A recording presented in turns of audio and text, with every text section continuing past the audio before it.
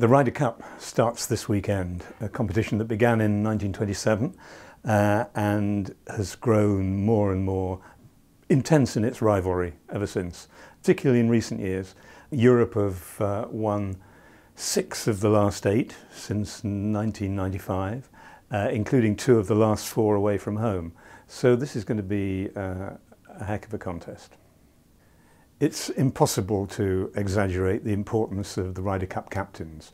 They set the tone, they're responsible for the motivation, for all the planning, from the big things like what order the players go out in the singles round on Saturday to the colour of the uniforms. And the little things actually can be pretty important. They can help establish or destroy the morale of the team.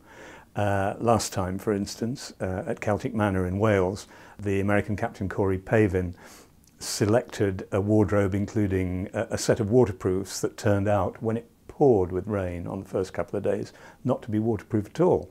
So his team had to rush out to the pro shop and buy a new set of waterproofs, which really was not the right foot to get off on, and sure enough they lost. This year's captains are José María Olazábal, who is very, very experienced. He's been a vice-captain at the last 2 Ryder Cups, so he knows how to win and how to lose. He lost with Nick Faldo and won last time with Colin Montgomerie. He was a great Ryder Cup player in partnership with Seve Ballesteros, who is of course a kind of symbol of the modern Ryder Cup. And you would imagine that if anybody's going to get it right, it would be Holly. The American captain is Davis Love III, another very, very experienced man, understated, great golfer, pretty calm guy. I would think that Love will have got his team together very effectively and won't be making the mistakes that some of his predecessors have made.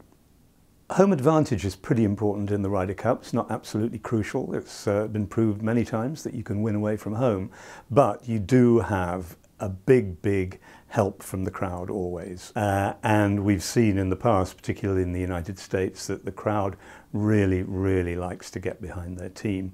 Last time out in Louisville, Kentucky, there were a lot of good old Southern boys among the spectators, and there were 3 Southern boys in the team too, which helped a lot. And the players and the American fans bonded pretty tightly, and I think that helped them.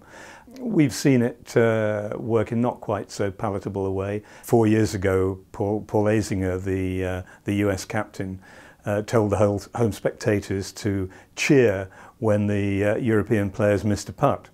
Well, he was very keen to get the trophy back. A lot of people didn't take too kindly to that kind of thing, but it worked. The US team go into the Ryder Cup this year as the marginal favourites. They've got some very solid players, guys who are in very good form, like Brandt Snedeker, Steve Stricker, 1 or 2 great players who've not been playing so well, like Tiger Woods, although Woods has won tournaments this season.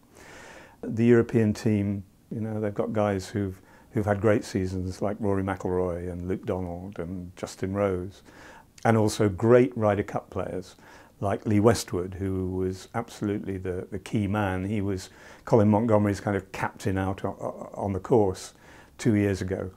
And Ian Poulter, who was the one success really of Nick Faldo's disastrous year. He's sort of the Bradley Wiggins of European golf, if you like. He's a guy who likes to dress in an interesting way. He likes to talk. He shoots his mouth off a bit, but he gets the Ryder Cup, as a lot of the European players do, like Sergio Garcia.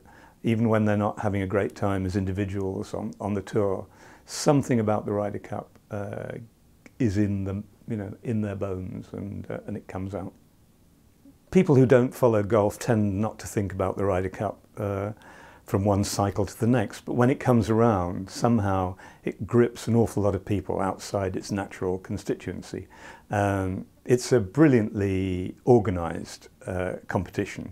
It starts off quite quietly with the foursomes and the 4 balls on the first day, then it gathers pace and meaning on the second day, and then the third day you get those 12 singles matches which just pass by in an absolute blur of excitement, and on that day for sure you feel like you're at the centre of the world.